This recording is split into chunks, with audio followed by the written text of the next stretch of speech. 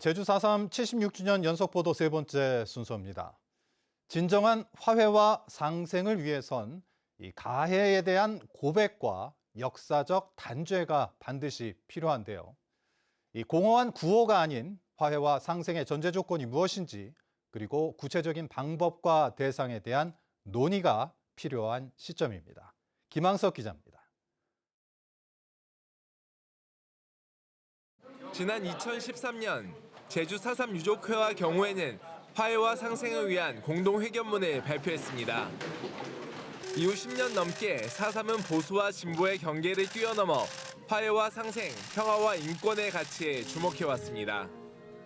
4.3의 아픔을 치유하고 상흔을 돌보는 것은 4.3을 기억하는 바로 우리의 책임이며 화해와 상생 그리고 미래로 나아가기 위한 대한민국의 몫입니다. 그러나 무엇과 화해하고 상생해야 하는지 전제 조건은 무엇이며 구체적인 방법, 대상은 좀처럼 논의되지 않고 있습니다.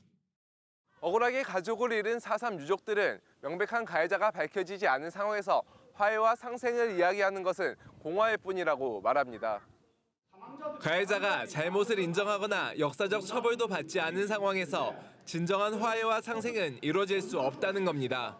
국가공권력에 앞장섰던 그런 분들도 진성 있는 반성과 사과 그런 것들이 뒤따라야 진정한 화해들이 이루어지는데 그 당시에 주요 책임자들 이런 분들도 조금 그런 처벌 내지는 서운박탈 이런 것들. 실제 학살의 책임을 진 정부와 군경에 대한 기억과 기록은 여전히 가려진 상황. 여기에다 최근 4.3 학살의 실질적 책임자로 꼽히는 이승만 대통령의 기념관 건립이 추진되면서 지역사회의 우려와 비판 목소리는 더욱 커지고 있습니다. 이승만이나 서북청년단이 지금도 반성 않고 그 당시 자기들이 행동이 떳떳하고 주장하는 사회에서는 앞으로 4.3과 같은 일이 반복되지 않는다고 누가 말할 수 있겠습니까? 여전히 밝혀지지 않은 희생자를 규명하고 이름을 확인하는 일 또한 중요합니다. 제주 4.3의 희생자 규모는 2만 5천에서 3만여 명으로 추정되지만 지금까지 4.3위원회가 결정한 희생자는 14,822명에 그치고 있습니다. 제주 4.3 희생자들의 이름이 새겨진 위패봉안소. 위패봉안소 한켠에는 3m 높이의 위패 조형물이 새로 설치됐습니다. 4.3 희생자로 결정되지 못한 채 남아있는 이름 없는 희생자를 위한 무명신유입니다. 그런 분들의 그 한을 조금이라도 덜어드리고 그런 그 이름조차 찾지 못한 분들을 위로하기 위해서 추모하기 위해서 저희가 이번에 무명시를 설치하게 되었습니다. 그러나 이 같은 시도가 남겨진 진상규명 과제를 희석시키는 일이라는 비판도 나옵니다.